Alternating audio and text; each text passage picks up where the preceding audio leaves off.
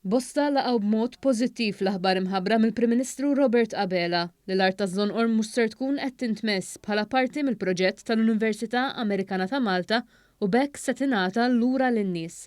Jeremy Camilleri magħruf li jgħidha kif iħossha laqa' din l-aħbar b'ferħ filwaqt li apprezza l-fatt li l-Gvern sema lin-nies dwar din il-materja. Jien naħseb hija l-istess reazzjoni tal-maġġoranza sur tal-iskalin il-qajnija mhux b'sodisfazzjoni ma b'ferħ. U nittama li di tkun il-linja tal-futur tal-Gvern fej jisma' dak li qed jgħid is-soċjetà ċivili. U meta ngħid is-soċjetà ċivili, ġifieri s-soċjetà ċivili veru, ġenwina, mhux li għandha aġendi oħra. L-għada li anke il-Prim Ministru ddikjara mal-ġurnalisti li se jibqa' jisma' u qed jisma' lin-nies anke dwar Witilajn. Tkellimna wkoll mal-ambjentalista Ingram Bondin li stqarli wkoll laqa' l-fatt li l-Gvern sema' bit-talba tan-nies. Xi ħaġa tajba ħafna li l-Gvern sema' mill-ambjentalisti biex din iż-żona tkompli tiġi mħarsa u anki igawduha r-residenti lokali wkoll.